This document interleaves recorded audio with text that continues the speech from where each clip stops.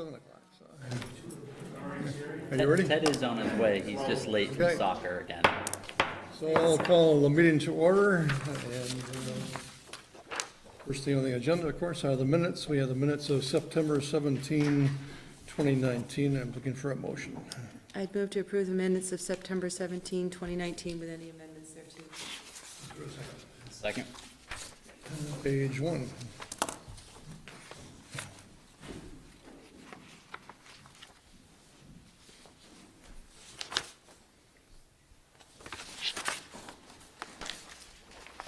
2. Sorry, everyone, I have a couple of relatively, hopefully small things, but several of them. Number 6, agenda item number 6, Mud Pond Parking Report. The first paragraph, second sentence reads, "The town has taken measures to try to resolve the complaints, but without success." And I wonder if we should qualify that somehow, like by saying something along the lines of without complete success, because there has been some success. It's just, there's still somebody who's Not happy with those. not happy, so I don't know if that's the best way to do that. It's the only way I could come up with when I was, What word would you put in there? without complete success. Hopefully the homeowner would agree with that. Under number 7, bylaw amendment, impact fees, the second sentence reads, "The new impact fee focuses on town projects." And I wonder if focuses on is maybe a little bit misleading, because I think the new impact fees is for, I mean, it was a very specific list of projects that are included in the economic, calculation of how much the impact should fee. So I wonder if it should read, "The new impact fee is for town projects that are the responsibility of the town."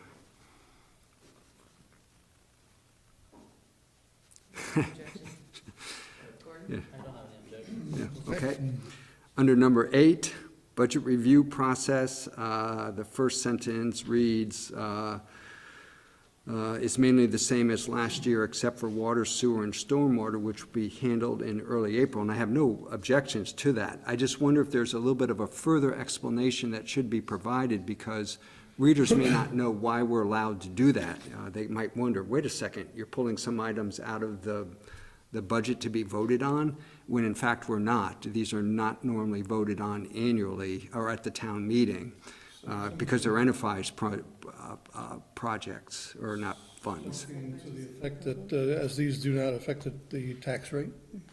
Something along the lines, so readers get, understand there's a justification for us doing this.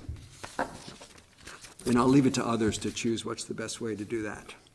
As these affect the tax rate and as these numbers are not readily available at that time? Do we need to put that No, in there? they're available. They usually are, but it saves us time deliberating them since they don't affect the tax rate. Exactly, they don't affect, right, the tax rate, yeah. Your first thing is- Yeah. Did you get that right? Great, thank you. That's it for that page. Anything else on page 2? Page 3? And again, two things, hopefully small, under number 11, town manager's report. The first bullet reads, "The speed table on North Williston Road has been removed." I wonder if it should read, "The temporary speed table on North Williston Road has been removed." And the following sentence should read, instead of "speed tables are being installed at Finney Crossing," should say, "Permanent speed tables are being installed at Finney Crossing." Sure. I agree. No objection. And that's it. Anything else on page 3? If not, all those in favor of approving the minutes of September 17th, 2019 as amended, say aye. Aye. Aye. Any opposed? Move on then to public comment. This is the time in the meeting that anyone in the audience who has any comment to make, any issue, this is your time to do. Seeing no hands raised, we'll move on to item number 4, and that's the Regional Planning Commission report, our annual report. Charlie Baker, the executive director, is here, and our representative to the RPC, Chris Roy, and past president, I think, of the RPC is here. this recently. Yeah, thank you very much for giving us time on your agenda tonight, appreciate it. Hopefully you got a copy of the report in your packet, I think you did.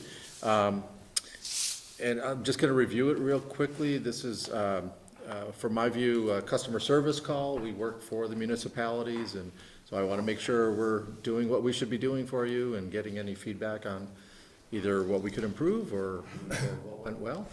We welcome as well. The first page of the report really gives you, some very broad background on the RPC, what the board makeup, kind of how our budget works, which is we leverage municipal dues to bring in federal and state resources. And the bottom shows your representatives. And yeah, thank you for having Chris, who just completed his term as chair and remains on our executive committee and has been very, makes a lot of contributions to the board, and we appreciate it. So, thank you, Chris. No problem. And on the Should second, we ask questions as we go through it, or sure, would if you you have like to any wait to questions the on the end? first page. Well, I just noticed James is still on this. Yeah, so this is FY19. Ah, okay. This is looking Yep. backwards, so this is a report on Okay, last year. fair enough. Very well aware of James's change. Change, yeah, okay. Yeah, thank you, though. And actually, we need to do something to update that, because that question always comes up when we've had a change Yep. in some committee partner, membership. The next couple pages detail specific things that we did with the town last year. I'm not going to review each one of these, but happy to, take any feedback on any one of these topics. Things from working on your impact fees to culverts and traffic calming and emergency management. Quite a bit more stormwater work recently. I don't know, any feedback or questions on any of those? And you have a long list. I think this is Yeah. about the longest list I've seen, so you win, I guess? Yeah. This is what happens when you have your rep as the chair. That's kind of a joke. Kind of a joke, maybe not. Yep. So, page 2. Yep. The Allen Brook Large Culvert Assessment, and this, it's just more to try to find out more about this, because I know Allen Brook is impaired. I forget exactly what it's impaired for, if it's flow or other stormwater-related contaminants. How does the culvert assessment integrate with water quality in Allen Brook, or does it not at all? So I'm going to give you my very broad understanding, because I'm Okay. not familiar with the details in this report. But I think this is, to assess, I think we looked at 6 different culverts. And typically, if they're not sized properly, you do end up with more erosion problems. So I think it is directly related to water quality, and, you can get, maybe state grants to help with the replacement.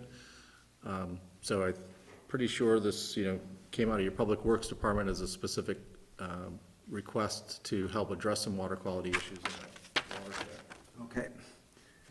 And then on page 3, I was looking at the Chittenden County Brownfields Yep. program, and it talked about potential contamination at the Jacob parcel. And which was the first I've heard of there being potential contamination there, or first I recall hearing about potential contamination there. So I just wanted to see if Yeah, there's anything we should know about that. I do not know what the results of that assessment were, so it's kind of a Okay. normal thing when the property was transferring to just assess it, and, you want to Yeah. find out if there's anything there. Yeah, I think, I'm not aware of anything other than the assessment we did before we purchased it. Okay. So this is, lots of times, just due diligence to make sure there's nothing there. Okay. And that's pretty much it for me. Under the regional activities, I would Yeah. like to hear more about building homes together Okay? because of my interest in affordable housing, but also with the concept of, with Finney Crossing and the new, is it Cotton Brook? And the amount of housing that's going in as part of those projects, how are we doing in the county? Let me, I'll get to that page. Oh, I'm sorry, okay. No problem, no problem. Just on the bottom of page 4 and then 5, you see all the projects that you have in our transportation improvement program, which are also reflected in the state's capital program. Many of these are CERC alternative projects. Our board is getting an update from V-Trans in 2 weeks on the status of CERC alternatives projects. So just, that may be something that you want to do as well at some point, because you do have a lot of things that are pending. Just, how is the park, the park and ride doing? Chris, you might appreciate that question. I think that was a question back in the day when you were on the select board. And it still is. Yes, we'll be discussing that some more. Okay. And then the next section, starting about on page 5 and 6, reviews things that are in this current year's work program that we're working on with you, including a couple things at the end of that list that came up fairly recently that we'll see if we can squeeze in partway through the fiscal year from your planning department. Okay, and then, sorry, now turning to the regional activities, bottom of page 6. So, yeah, the Building Homes Together campaign was something we started 3 years ago. At the top of page 7, you can see the results. We're trying to set a target of building 700 new housing units a year in the county. So in 3 years, that would have been 2,100. Sorry, are you with me on the top of page 7? And those are affordable units. Well, total homes, and then, so 700 a year, 3 years would have been 2,100. We actually built 2,273, so 2,273. So we built more than 700 a year. We were trying to build 20% of those be affordable. I think we're only at like 13 or 14% of those units are affordable, so we're not on target for the percent of affordable units we were trying to get. So that's still a need. I'm hoping that situation improves a little bit as we look at 2019 and 2020 results, because the housing bond that the state did, I think like a year and a half ago, that will start to bear fruit in terms of affordable housing units kind of the end of this year and into next year. So Okay. fingers crossed a little bit. Big picture on this, this is still not enough housing construction to make our housing market healthy. Our vacancy rate is still too low. So there's more work to be done there. Even though we tried to make a push for a few years, it has not, been enough to correct our housing market and how tight it is. Any other questions on the housing? And there's, on the regional activity here is a lot of things that we do without regard to one specific town. And there's a lot of other things in here: energy planning, byways, elderly and disabled transit, the 89 study, the regional dispatch. Happy to get any feedback on any of those, or, and there's more.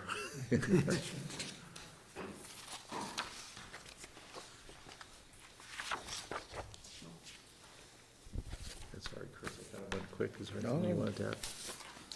I think, the one thing that comes across every time we do one of these reports is how wide a scope of the work that the RPC does that touches, so many different parts of the county.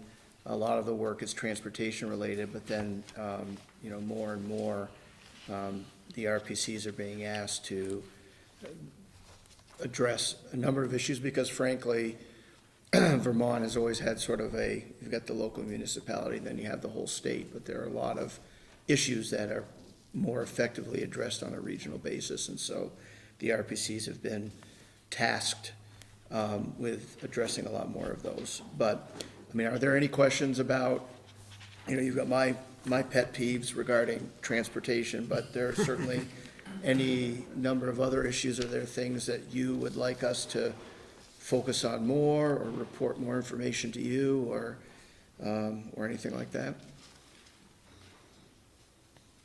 There certainly are a lot of transportation issues that are to be determined as far as the project schedule. So, and that's gonna take a fair amount of money to implement all these. And I don't think we're expecting anything in 1 or 2 years, but I would hope that we're looking down the road, not longer than 5 years anyway, to start working on some of this stuff.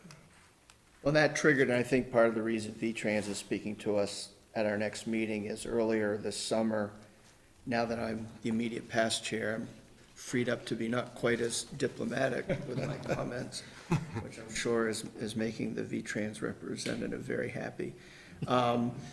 But I pointed out, I actually had pulled up on my phone an article from the Observer from back when the Circ Alternatives Task Force worked.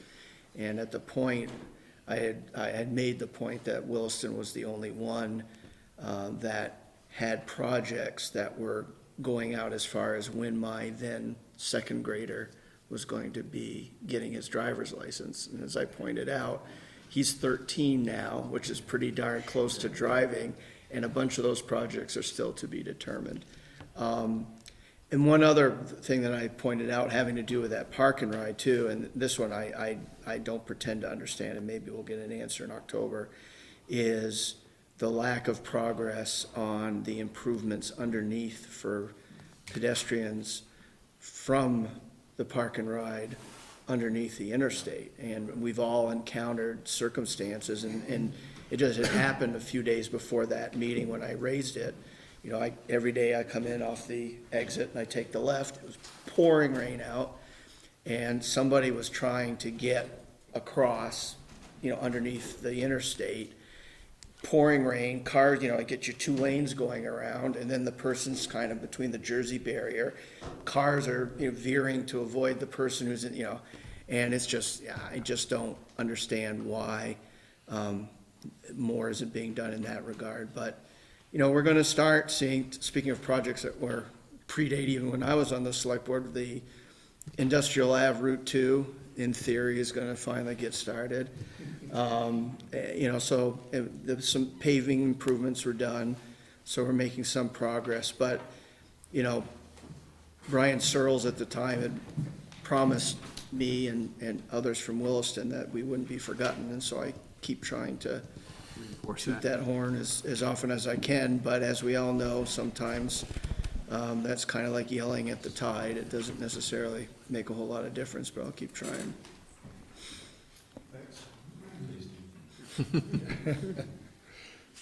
Other questions? Well, looking forward, what's on your crystal ball? And in particular, Act 64 created these concept, I forget what they're called, service providers for clean water projects. And just curious if the RPC is contemplating being one of the service providers. I think You might have gotten that term correctly. Clean water service provider. Okay. That is right. Yeah. Yeah. I think we haven't talked about it very specifically. I think we did engage in some of that legislative, bill writing to make sure that it wouldn't preclude us if we decided to do that. But there's a lot of unknowns, so I think we'll be kind of monitoring the rulemaking over the next year, which they're just starting to start up. So we'll engage in that a little bit, and then to be determined. I think we'll certainly be talking with our towns and see what makes sense. It could be that it makes more sense for the conservation district to do it, or maybe there's another entity that might pop up, and it depends on the watershed too, right? The Winooski watershed, is predominantly in Washington County. It may make more sense, and the conservation district covers both counties. They cover the whole watershed pretty much. So maybe that makes more sense for that watershed, and maybe. As I've been thinking about it, maybe the RPC engages more on the direct to lake, which is more MS4, not including Williston, but, the towns closer to the lake and going up to St. Albans. So it's hard to tell. We have 3 watersheds, the Lamoille, direct to lake, and Winooski. Sorry, long way to say we'll see. Don't know yet. But we certainly have not made any commitments to do anything at this point. Okay. Certainly, we'll also be evaluating the potential liabilities with it. Oh, sure. Okay. Other questions or comments? Thanks for your yearly update. Thank you. Thank you, nice to see you again, folks. Take care. Can I ask a question? Yeah, sure. When you had said the general issues, Yes. we had come, I think that's maybe where we were supposed to say something, I'm not sure if we can go back to that, or? Sure we can. So we're through with the Regional Planning Commission. We can drop back to public comment, which is where you want to be, I think. So if you just identify yourself and tell us what you'd like to tell us. My name is Leslie Quinn, and I am a agent at Coldwell Banker, Hickok and Boardman. I had sent a letter on behalf of Talbot Hill, who has a property over on Brunel Road in Williston. And we've been marketing his house for a little while now, and we're having a lot of problems getting a buyer in there for residential. So I'd sent a letter to the town asking to consider a variance change to commercial. So I didn't know if that, had been told that it was on the schedule, so I didn't see it here, so I just wanted to check on that. It wouldn't be the select board schedule, it'd be the development review board, I believe. Because I haven't seen any such letter. You must have sent it to the planning department. We called earlier today and they said we were on the schedule for tonight. We were moved from the one a couple weeks ago and they said today. They meeting, I wonder if they're meeting, are they meeting in the? It could be the planning commission is meeting. They We're in the wrong building. They meet right next door in the town hall. You think they're That's willing to probably hear what us? Okay, all right, sorry about that. Good luck. Yeah.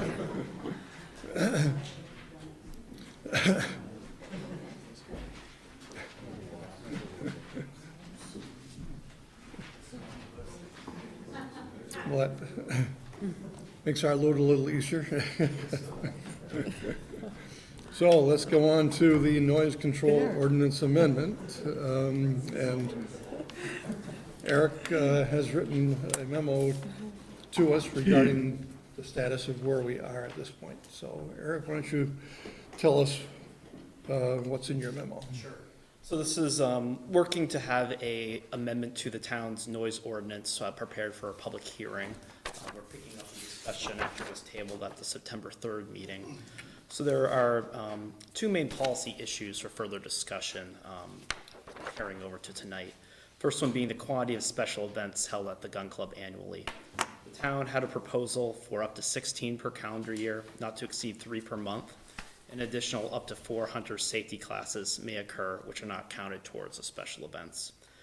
The gun club offered a counter proposal for consideration that the number of special events would not average more than 16 events per year over a 3-year rolling period, with no more than 3 special events held on Saturdays in any given month. An additional up to 4 hunter safety courses may occur on Saturdays. That's one issue area. The other issue area is the days of the week special events may occur. The town's proposal had special events may only occur on Saturdays. The gun club countered with a proposal with unrestricted days for special events, a limit of 3 Saturdays per month when special events can be held. Both parties seem to be in consensus that special events to be held between the hours of 9 a.m. and 4 p.m. and the club to continue to notify the town at least 48 hours before a special event is scheduled to take place. So looking at these two policy points and the counter proposals, the town manager's office just passed on a couple points for consideration, considered to be factual in this policy discussion this evening. For the first point, the average of no more than 16 special events per year over a 3-year rolling period. So operationally, this creates an allowed limit of 48 special events over the 3-year period. The club would use the quantity of events held in years 1 and 2 to inform how many events can be held in year 3. And that moves each year as a rolling average, so 1 year falls off to the forward-looking year. So for example, this could vary from 16 per year. If you had 18 events in year 1, 16 in year 2, 14 can be held in year 3, just as an example. This allows the club flexibility year to year for special events by accounting using this 3-year window versus the single year. It enables greater fluctuation that takes place. It's also a bit of a record-keeping burden for each side to keep with that calculation. It's been rare in the club's history and with the weather to hold more than 3 special events in a single month. The club has seen more demand for special events in recent years, and I know the club can address that more specifically.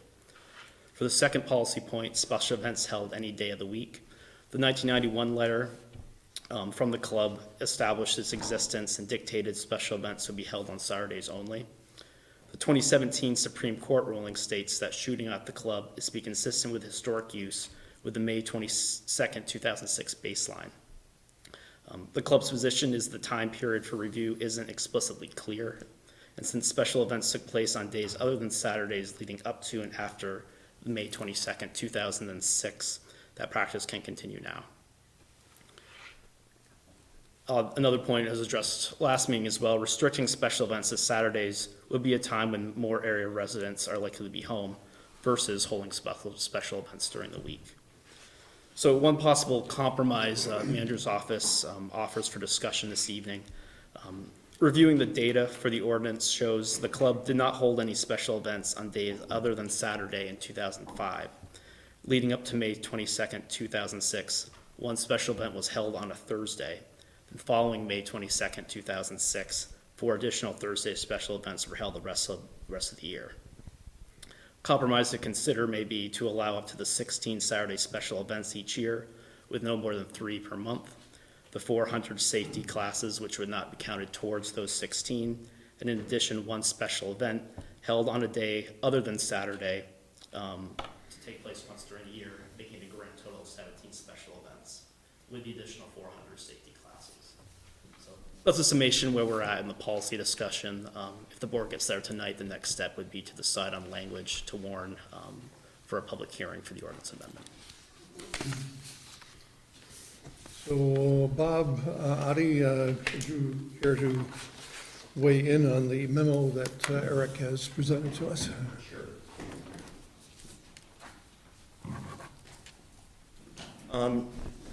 Essentially, no dispute with the vast majority of it. Just a couple of clarifications on the last part that he mentioned there with some of the historical records.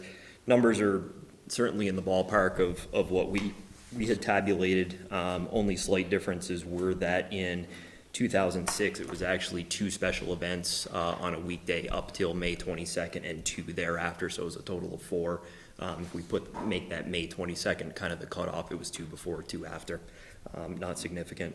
And the total number of special events that were listed in each of the years, 05, 06, and 07, were 15, 16, and then 2007 was one of those years that we've discussed in the past where the level is probably better discussed as a range because there was some lack of clarity from the records that we went back through, with somewhere between 19 and 25 special events, and do concur that in 2005 and 7 there were no weekday events. That was something that was isolated to 2006 around then, which obviously coincidentally is where the Supreme Court kind of pointed us for guidance on how to move forward. The only other thing in there that I was going to show, and apparently my observation has been poor in the past, I thought there was a screen to display.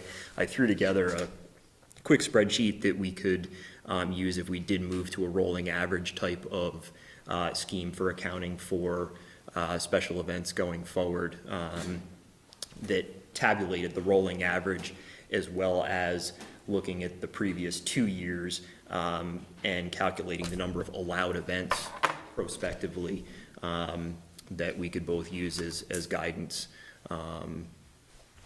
if a rolling average type of scheme was what was adopted. Other than that, yeah, I think like Eric said, from the factual standpoint, I took no issue with the content of the memo. When we're talking about a rolling average, it seems like we have to have some kind of an official date where the rolling average starts. And it would appear either the first of the calendar year or the first of the fiscal year would make sense to me anyway. Yeah, we had kicked that around a little bit, depending on how the rest of this process rolls out. I know there are some things with whatever's adopted, the public hearing, and then some 45-day and 60-day windows for challenges and things like that before the amendment is officially adopted. So, yeah, probably a calendar year makes sense.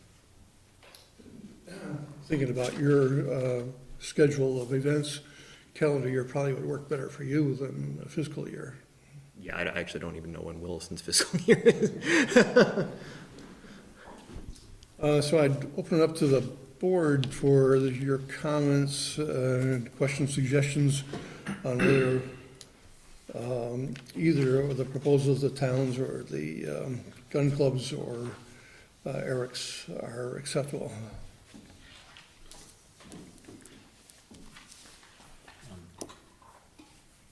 I think we're pretty close, at least compared to where we were a year ago. Yeah. 2 years ago. My preference would be that it just be a calendar year, 16 per calendar year. I think the administrative burden of making it a rolling I totally agree. I really wish I could show the spreadsheet, because it took me no more than 15 minutes to throw together, and there's really two fields you have to look at and plugging in numbers as you go. It would be pretty straightforward. I mean, the other thing that I would submit for consideration on the rolling average versus just flat calendar year is I gave some thought to the reality of how those things would likely play out, and genuinely think that if we were, whatever the number is, the 17 that was in the memo from tonight versus the 16 that we've discussed previously, I think could have the perverse effect of increasing the amount of activity at the club, granted within, some certainty of that cap. But the reality, I think, of how we would probably operate is if we got into the November, December timeframe and we're there, sitting at 12 or 14 special events, we're probably going to try to fill the calendar, or not fill the calendar, but fill out the total number. Whereas with a rolling average type of scheme, we've always got that next year to consider, because what we're doing this year plays into what we're allowed to do next year. And so there's a benefit to us to not hold events for the sake of holding events, and to consider, what's allowed in the future. Couldn't the situation be even worse in year 3 under your scenario? If the first 2 years had a lot of rain and things didn't happen, and there's a reservoir of special events, to have the rolling average be 16 per year, you're in year 3, you could really overload year 3. In theory, yeah. I mean, if you could go, what would it be? I guess, 12, 12, 24, I mean, 10, 10, 28. It could become heavily weighted in theory. The thing that I guess I would say to hopefully quell some of that concern is the reality of the resources that we have just from a manpower standpoint to kind of staff those, as well as with the 3 Saturday event limit, and the reality of the 5 to 6 months that most of our events are likely to take place in. I think probably whittles away some of that high-end concern.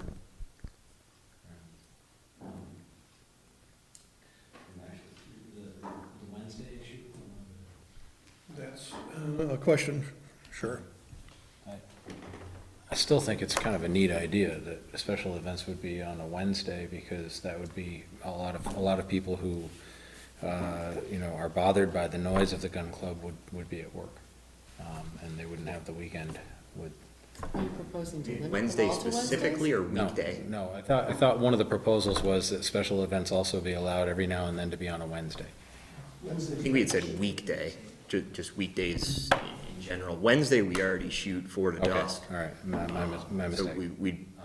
we've been intending to have the discussion in the context of just weekdays. So I think this opens up the special events to any day, with the exception of Wednesdays and Sundays. I'm sorry. I mean, in theory, we could have one on Wednesday before we would normally open. So we're open 4 to dusk on Wednesdays as it is now, with the club proposal of the allowance for weekday special events from 9 to 4. I mean, I suppose we could have one, from 10 to 2 on a Wednesday and then reopen for the membership at 4 o'clock. One of the questions I have is, the 3-year rolling average, I realize there's a practical limitation to how much could happen in 1 year, but theoretically, 48 could occur in 1 year and 0 the next 2 years. I'm not saying that's, there are practical limitations to what could happen. Well, and accepting the 3 Saturday, or depending on Yeah. what we settle on for days, I mean, Yeah. so, but Are you at all receptive to the concept of the rolling average, but there being limits on how many could happen in 1 year? Like take the 16 and add 50% to that, so a max of 24 per year. I think that would be interesting at the very Yeah. least, like I say, because of some of the, practical limitation on what we could likely staff. I mean, personally, I like the idea of some flexibility, but I think that flexibility has to have limits on it too, if you don't mind me putting it that way. And so that's where I am on that. And similar with the weekdays, I think flexibility with that is probably beneficial, in this case, maybe to both parties, or all parties. I'm not opposed to what you're saying, I think I'm just thinking about it in terms of the practicality of administering that. I definitely am not, I'm not opposed to what you're saying. Yeah. It becomes a scheduling nightmare. Well, a couple, these are only off the top of my head suggestions. First of all, it is an administrative chore. I think it's a relatively small one. The other thing is we might pass that administrative chore off to the gun club. And every year you provide data with how many and where are you on the rolling average. Yeah, I mean, I think that's already being tabulated from the notice that we give. I know town manager's office keeps those records and has presented some for more recent years at other meetings, so.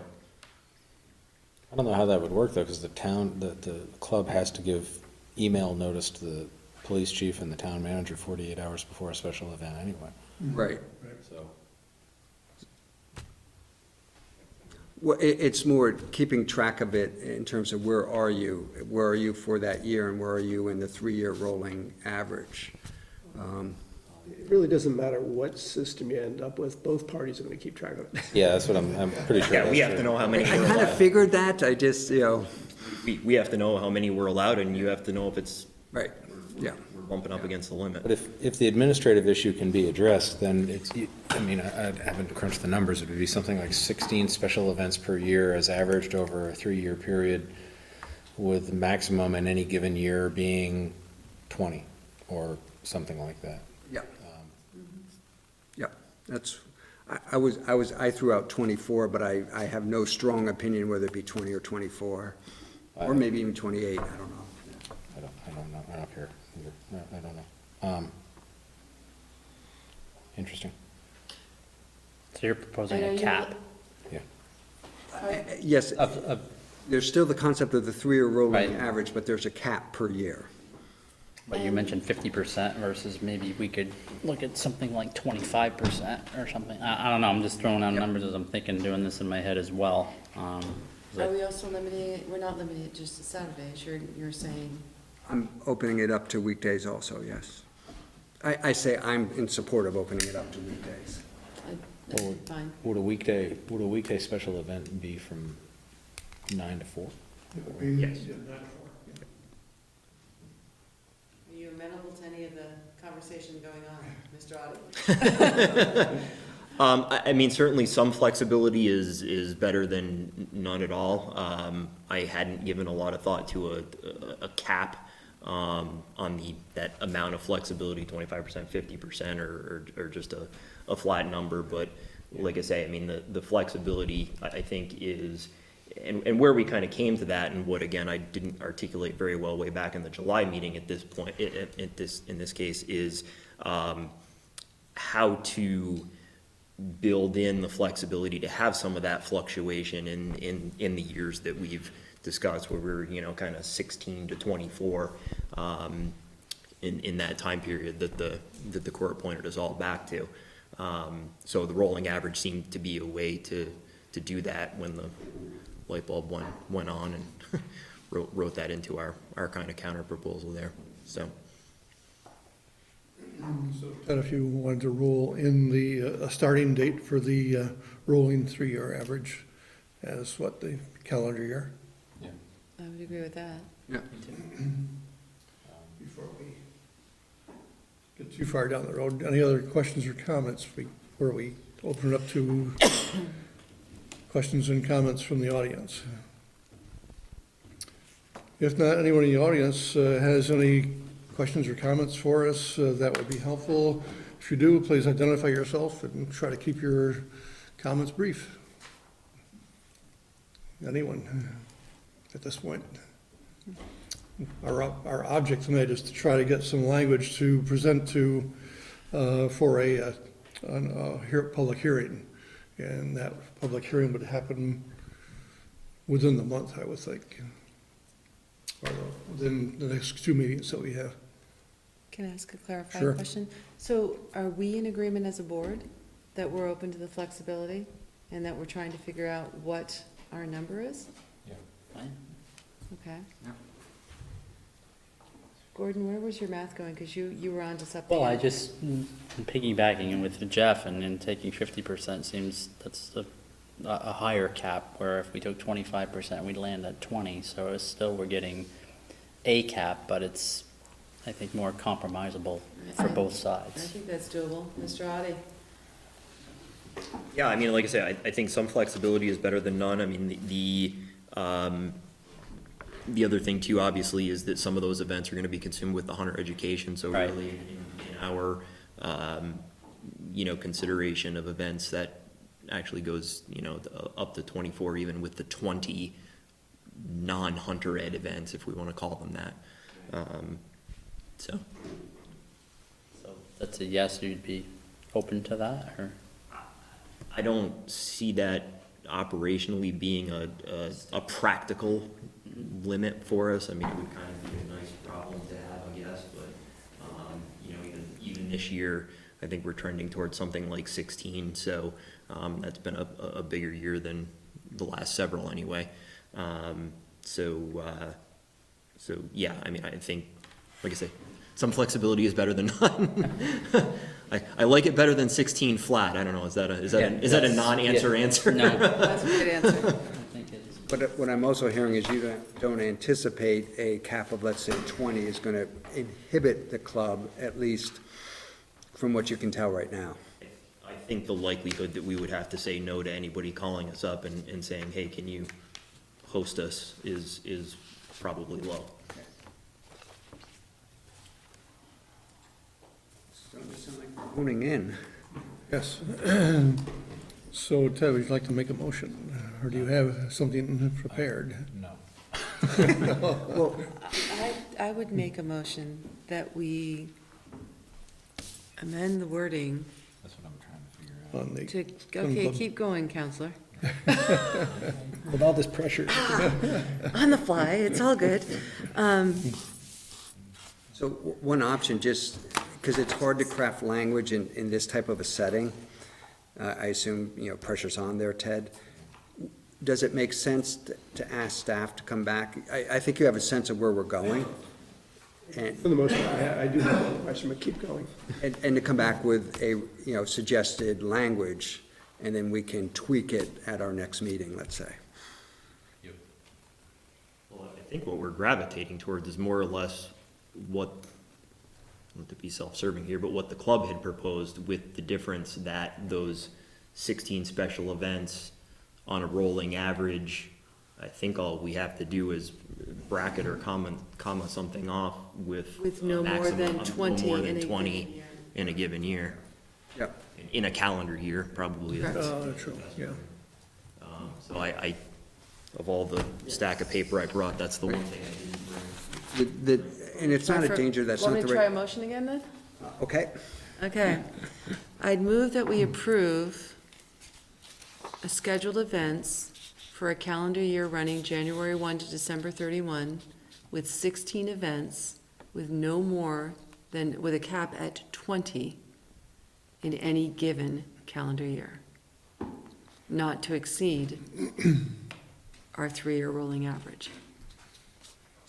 This would be to take the gun club proposal and amend it, I presume. Pretty much, yes. So I'm going to be a little bit nitpicky, Joy, if you don't mind. Is the Please. right word approve? Because what we're doing is we are crafting an ordinance that we're going to bring to a public hearing, public meeting, Hold a hearing. public hearing. So we aren't approving it yet. We're, Proposing. yeah. Propose an amendment. So we do have a motion. Do I hear a second? I'll second. So is there discussion on the motion? I'd like Ted to read it once he gets it crafted there. Let's see if we got it, his writing is just too small for me to Okay, read. Rick, let's hear Rick. I just have a question, because in that motion, it was addressed, in some of the discussion, that you did talk about it, and that is special events on days other than Saturdays. What is the board's intent on that? To allow for any day? I'm good with any day. Oh, calendar year, I found it. I think we're taking the gun club proposal for That's- special events any day. And limiting the number in the rolling 3-year average. Except with the cap. What was the first one? For the cap. Right.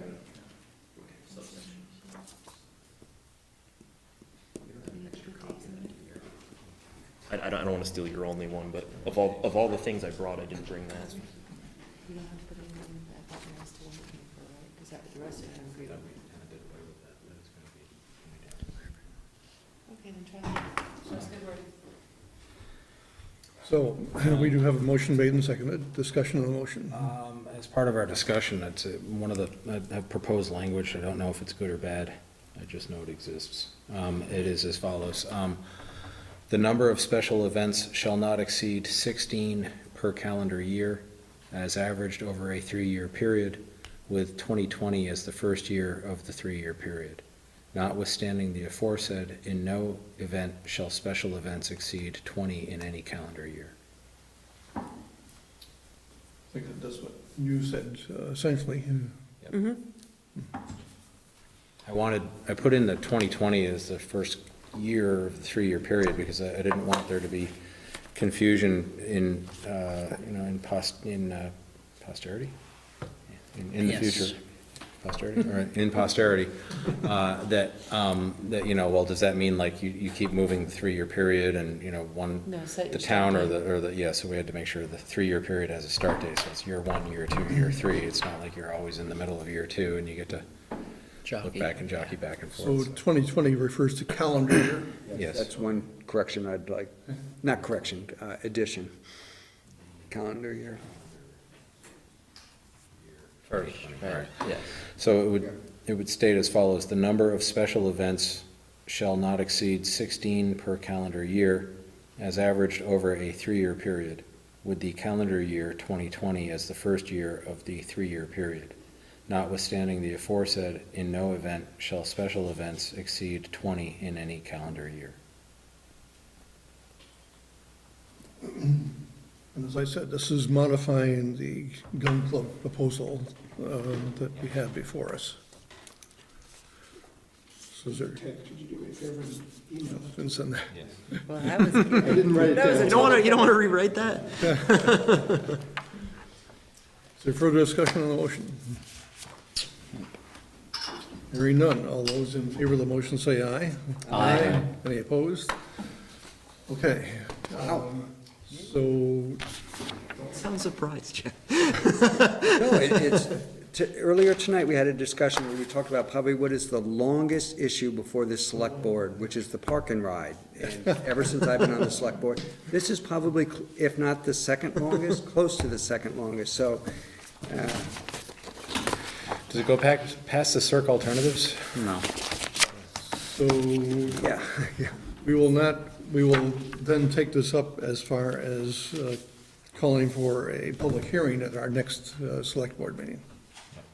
Yeah, let's get the language Yeah. Process. So you don't want this, the scheduled hearing now, you want to wait until the next board meeting? We need to see the Right. language Okay. before we actually schedule a public hearing at this point. All right. So Can you we wait did get another?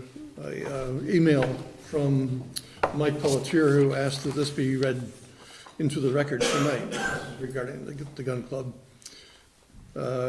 Unfortunately, I'll be out of town for the meeting tonight. I'm sending this note with my thoughts instead. Please read into the record for the select board meeting on the noise ordinance. I'm a longtime member of NCSC and strongly support the right of the club to operate on a schedule that complies with the recent Vermont Supreme Court ruling. This would allow it to hold events and provide member services in a manner that provides for viability now and in the future. Please recall that the club pays property taxes and has many club members that are residents of Williston. These residents, as well as other NCSC attendees, support many local businesses. The continued operation of the club also ensures that a 50-acre parcel of town land remains free of other development. I realize that everyone has differing opinions and will not always agree. Firearms are legal, available, and people will look for places to use them. The Williston Club has provided a safe, controlled environment for people to learn how to engage in shotgun sports safely and responsibly for nearly 60 years. Typical NCSC attendees are individuals, Vermont hunter safety classes, as well as various youth and private groups. I support NCSC matching the maximum number of events recorded during the period referenced in the Supreme Court ruling. These may occur on weekday and weekends, and hunter safety youth groups should be excluded from the event count as they are short duration events. Please afford the club an opportunity to continue to operate as the good and responsible neighbor that they are. So that will be added to the minutes of this meeting. So any other comments on the matter before we go on to the next one? My only concern on this, Could you just identify yourself, please? Randy Bean, I'm a Williston resident, NCS member. The draft language, I think you probably need the word rolling in there. It said you were talking about a 3-year average. It'll be rolling, yes. I think you need to specify the word rolling in there. What's your thought on that? The thought on that is rolling average is defined as an average where after a 3-year period, the first year drops off and the Okay. fourth year counts. Good point. The way you've crafted it is just a 3-year block. Right, The okay. language you have proposed there. Yep, good point. Me too. Thank you. Anything else before we close this one out? So do we need to take a motion on that or something, or is that, we're good? Okay. I think that's understood. Yep, okay. Thank you very much, everybody, for coming. Yeah, and, thank you, Bob. Appreciate this, and we'll go on to our next subject. Welcome to go over to the planning commission meeting like everybody else. Something we said. Yeah. So, next on our agenda is the topic of federal opioid class actions lawsuit, and Eric has a memo on this as well.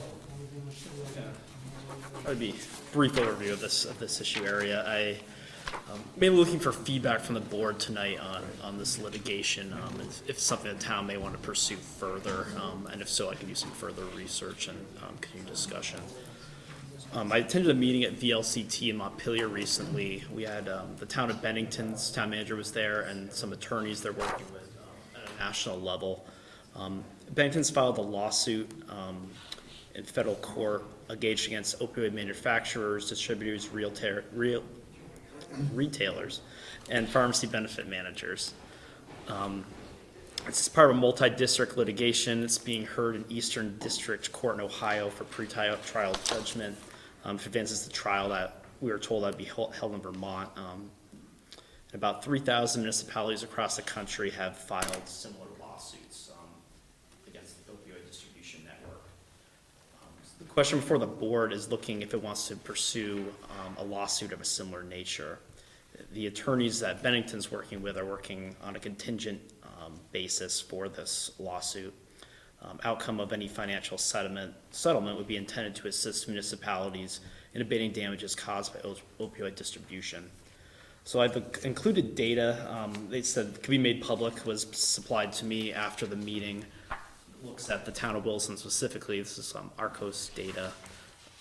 And it looks at dosage units of, which is, you can think of it as number of pills, for lack of a better term, for opioids in Williston from the years 2006 to 2012. So there's a state level and a town level. I'll kind of focus in on the town level. This data takes a look at, we're talking about 8 million dosage units over that time period. And it's breaking it down by the manufacturers of the drugs, the distributors, and the retailers. And this data breaks down where that distribution goes. So you kind of look at the most granular level here, the retailers in town of pills that were ordered. I asked the question at the meeting, okay, 8 million pills ordered, how many were actually prescribed, scripts written and distributed? And they didn't have that data available. It would have to be obtained through another means. Just a quick question there. Sure. You said 8 million, is it 80 million or 8 million? 8 million. Okay, because doesn't the graphs we're seeing show it as 80 million? You may be looking at, there's a state data one as well. The top one is 80. Okay. I guess I'm a little bit lost on. Third page in, full page in, shows the bar graph of most of the towns in Vermont, and we're the number 8. Okay. 7.9 million. Okay. It takes that number and it breaks it down by various distributors, retailers. So what Bennington did, and I included online for reference their filing, it's extensive, it's a long document, but they looked at their data and how the opioid distribution was affected in their community, narrowing in on these specific manufacturers, distributors, retailers, pharmacy benefit managers. So should the board want to pursue this further, that may be an exercise in undergoing this process. Another piece of information we learned last week, we received in the mail, a class action opioid lawsuit, also through the Eastern Ohio District, that has named all municipal entities in the country. Reading the information, it's the understanding there that all municipal entities are part of this lawsuit using a negotiation class structure under a new federal rule. And any municipality can opt out of this by November 22nd. Municipalities can pursue their own litigation still, which is what they talked about this VLCT meeting. But if this class action suit settlement is made before the municipality's own lawsuit is ruled on, and the municipality is part of that class action suit, then that settlement will likely end all other opioid-related litigation brought by class members. So if it's part of this larger federal suit, if you have your own, you may or may not get the abatement at that level. So I went back and asked Bennington and their attorneys what they thought of this, and they said this federal class action lawsuit has had some appeals to it already, and they said you could still consider filing individually. But there's kind of beyond my level of expertise from a legal standpoint, kind of all the nuances here. But the board, if it wants to pursue something, there's a couple options here. There's this larger class action suit that all municipalities have been entered into. Can remain in that, can look to do something similar as Bennington did and file a suit. It's looking to think about the damages potentially caused by the opioid epidemic, and at a municipal level, does the town want to become a party there? I'll leave it there for my summary, and I'm happy to take questions and essentially feedback for other questions you'd like me to ask. I did send this to the town attorney for his viewpoint on any risks the town may face, and I'm just waiting for a follow-up with him still. Still not have heard back from him, yeah, okay. I don't suppose you had access to the law firm's retainer agreement with the town of Bennington? No, but I think they were, I forget the exact percentage of the contingency fee for them, but. Generally a third, I imagine, but that, I'm more concerned about who's paying the litigation costs and who has to pay if the suit is not successful. if the town of Bennington is gonna be on the hook for all the expert witnesses that had to fly in from Europe, I wish them luck, but I don't want the town of Williston to be in the same situation. Very good point. Questions, comments? I guess the only comment I have is I'm not sure what to do in this case, or in this situation, case is probably a bad choice of word here, other than, I certainly know it's a problem, the opioids, if I said that correctly, and we ought to be doing what we can. I just don't always know what that answer is what is it we should be doing? And how would we want to pursue this? It sounds like there is an opt-out, and I guess maybe explain it a little bit further. There is a lawsuit moving, is or will be moving forward. All municipalities are part of it unless they opt out. That was my understanding in the information shared. I'm not exactly sure where it is at this stage. Yeah. The notification we received was it named all municipalities in the country, and the municipality itself could opt out of being part of that class action suit. And I guess me as a layperson, that maybe has the most appeal to me. I mean, not opting out of that. On the other hand, I don't know what it means when every municipality in the country is involved in it, and it's a class action lawsuit. When it comes time to the settlement, and you divide it by how many municipalities? However they're gonna divide it up, how much is Williston really gonna receive from that, and if it's gonna really make a dent in what we can do, that makes sense for what we would do in Williston.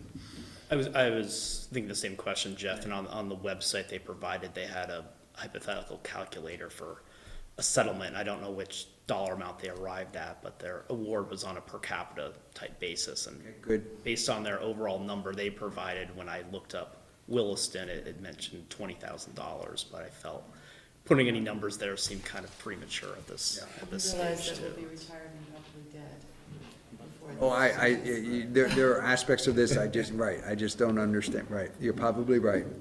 Did we get notice of a class action lawsuit? It was mailed to the clerk's office. Town clerk's office? Yeah. Interesting. When? It was basically just an information packet. I put the link in the report here, I think. Did it have an opt-out, saying you can opt out of this class action lawsuit? Yeah, it looked like it had a I'm deadline struggling November with the idea that we have been included in, I know it's all municipalities, I get that part, but I'm still having a problem that we're automatically included in that unless we opt out of it. That, Yeah. that's not usually how it not works, sitting yeah. well with me. Yes. The nature of class actions, though, that you get notice, and the notice has to say, you can opt out and file a lawsuit on your own, but if you don't, then your silence is consent. See, You're involved. the other way where you yeah. opt in, that's why I'm struggling with this. So now I'm back to Ted's original comment of, well, one, I don't like the fact that we couldn't opt in. I don't like being in a position of opting out, that I don't like. But beyond that, I agree with him that unless we've seen what that agreement looks like and you know what you're getting into and what you might be obligated to, I wouldn't ever want to put the When do we town in have to a opt position- out of the class action lawsuit? It's November 22nd is what it listed.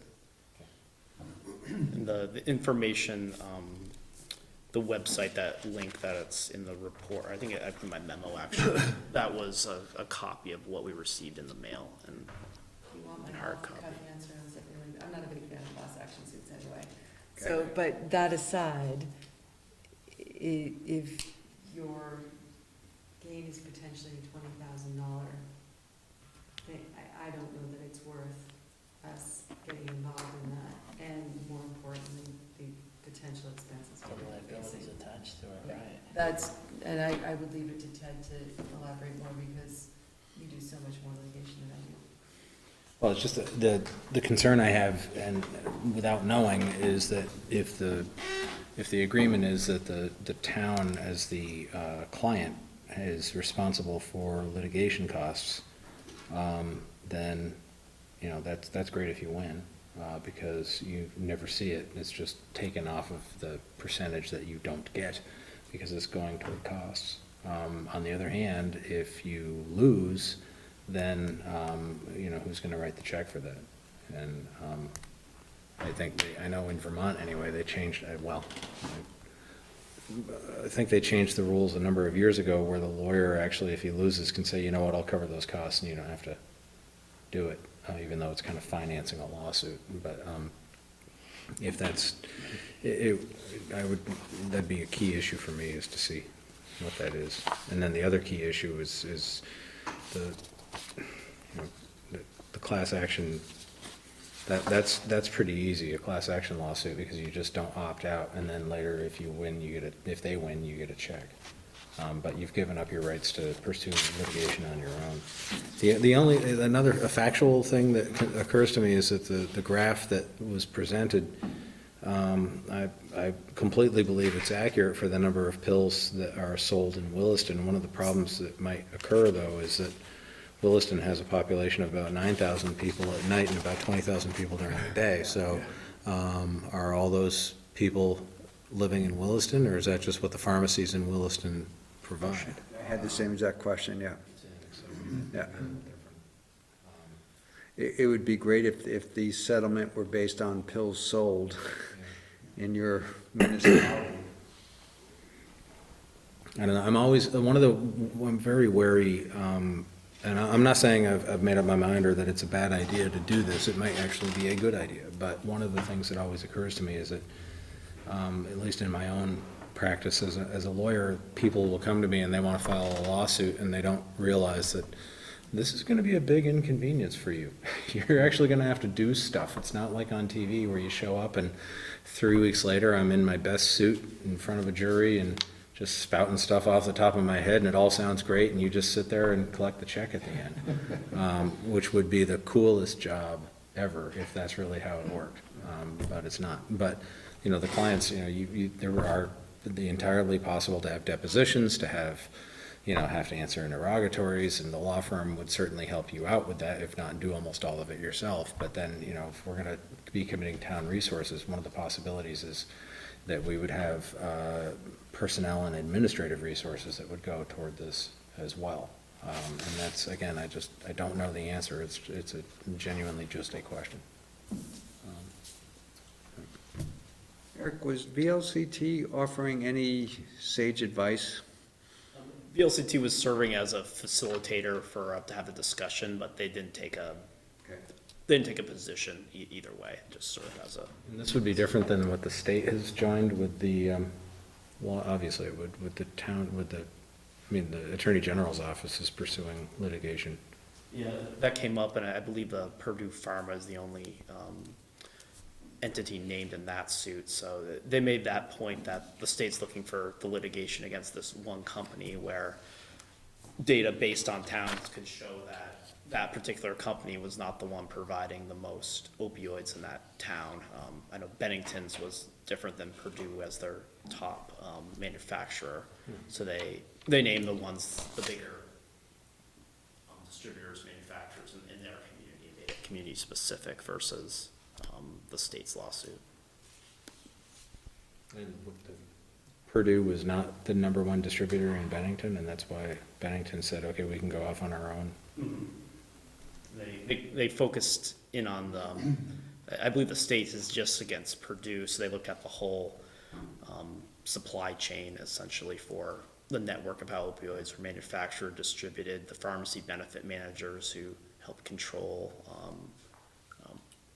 what was readily Schedule I, Schedule II, Schedule III drugs in a benefit plan, retailers. They tried to take a holistic picture of every one entity that was involved in that distribution.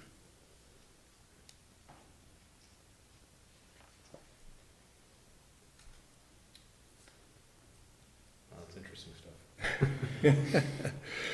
So it would appear to me that we need a lot more information if we're going to do anything with this, including getting the opinion from our town attorney. And it sounds like we have another issue on the opt-out issue with a different for the different lawsuit, but we probably ought to get some more information, again, perhaps from the town attorney on that as well. Any other information that we need on this particular issue? If not, we'll go on to Coyote Lane and the acceptance of irrevocable offer of dedication. And Eric, you have a memo that was written by Bruce, and perhaps you can give us a little more information as well. Sure. So this is some land record cleanup and property rights to define public works. So looking at this should originally been included, I think, back in 2014 when this was put together and the plat was drawn up. But we're looking at Public Works recommending the town accept a 64-foot strip of land for future road construction. It's to the north of the Coyote Run development. There's already a sewer easement through this strip of land. It already belongs to the town. Parties involved in this are the HOA and Hurd and Rothra Construction. Conditions of this irrevocable offer of dedication, which would be the instrument we're asking for the board's approval for the manager to sign, are executed deeds to convey this property. Those have been provided to the town, and in addition, the HOA has executed deeds to convey property for some active sewer lines that run along edge of two of the properties. So the town can go ahead and can accept this conveyance by executing this irrevocable offer, a draft memo, or rather a motion using your manager's report. Public Works recommends this, and the town attorney has been consulted, so ultimately some record cleanup to be done here. This is similar to the action we took with Northridge. There's some differences, but it's Sort of similar anyway. Questions or comments? No, just one real quick minor thing. Under the, I think, third paragraph, it says, the other are to convey property. And it very well may be property. Typically, often sewers are an easement, so I just wondered if it was easement and not property, or if you even know the answer to that. Is that Bruce's memo you're referencing? Yeah, Bruce's memo I'm looking I at. believe it's an easement, but I'd have to ask him. Okay, Sure. and it's not a big deal. I deal with easements every once in a while, so just had a question about that. Any further questions or comments? Motion then is in order. I'd move to authorize the town manager to accept an irrevocable offer of dedication from the Coyote Run Homeowners Association for a 64-foot strip of land burdening open space lot 3 as shown on the subdivision plat entitled Amended Final Plat, Coyote Run Phase 3, Mountain View Road, Williston, View Road, Williston. Is there a second? Second. Is there discussion on the motion? If not, all those in favor of the motion say aye. Aye. Any opposed? Moving on then to the tax sale process authorization. Rick? Yeah, this is me. So, for more than 20 years, Dave Fowler served as our agent. I'm not sure that's his official title, but in any case, he handled all our situations where we had to go to tax sale, which fortunately is not very often. But with the changeover in attorneys, Bob Fletcher's suggesting that the board officially designate his firm for the purpose of handling tax sale projects. Questions for Rick? Just why can't you just do it without select board approval?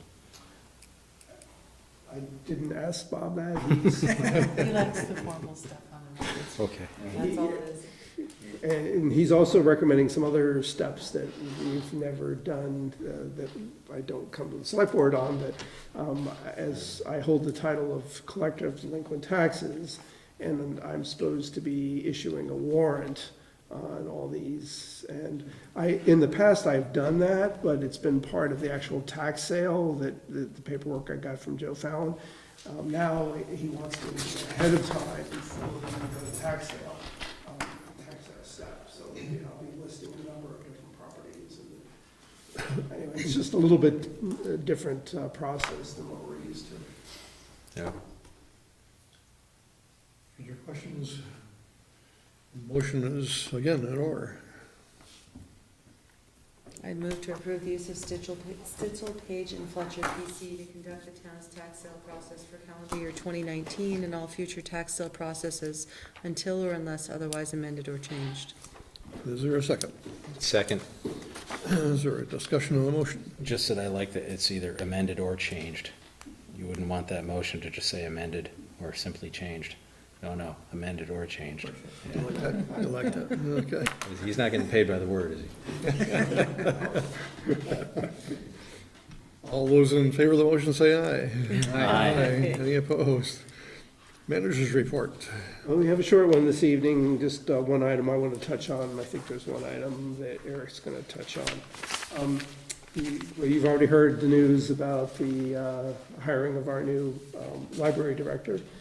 She'll be starting November 18th, and it's the culmination of what had been a very long process, but we work closely with the Library Board of Trustees, and I think the trustees and the staff are all pleased with the selection, so that's...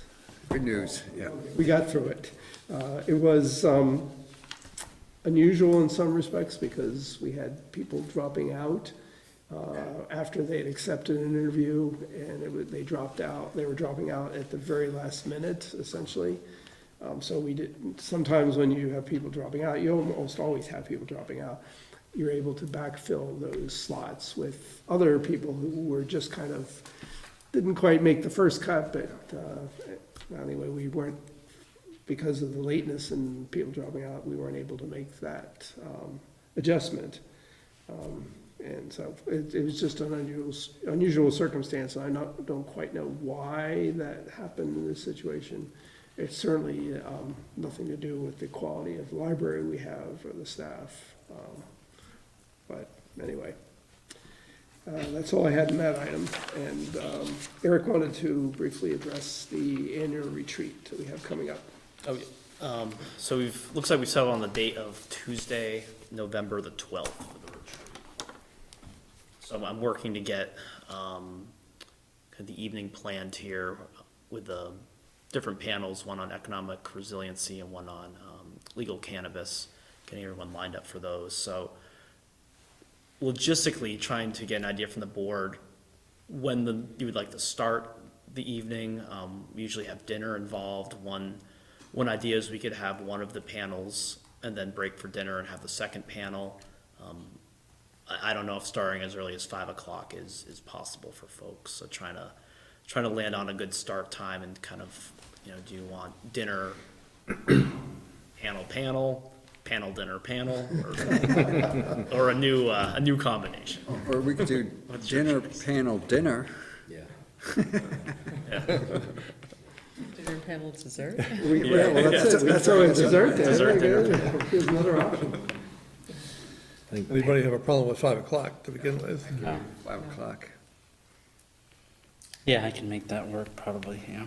I'm just, So last time we did dinner, we did a panel or discussion to begin with, and then dinner, and then, but the dinner was a little cold, and by the time we got through that panel, so I think we'll have to make sure that we hold it to an hour. We also, the location may end up being here, I think. Yeah, so it's Partly because, DRB. Yeah. We got a DRB meet in the police station, and well, there was a question if Matt was gonna have to do both, and it'd kind of probably be easier for him to have it close to where his other meeting is, rather than having to drive halfway across the town. So, Okay, anyway, logistics. we'll still work on that, but there's a chance we will be meeting right here. Okay. And that's all we had. So moving on to other business, we do have a special event permit request and another one also.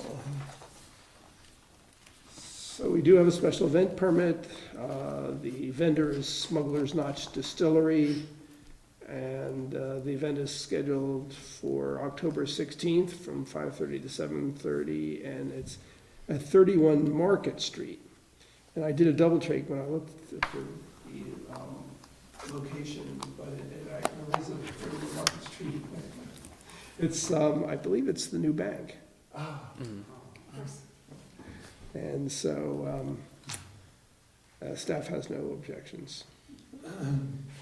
Is there a motion? So moved. Is there a second? Second. Any discussion on the motion? All those in favor of the motion say aye. Aye. Any opposed? And the second one is outside. This is from an existing business that has an existing liquor permit, Goodwater Brewery.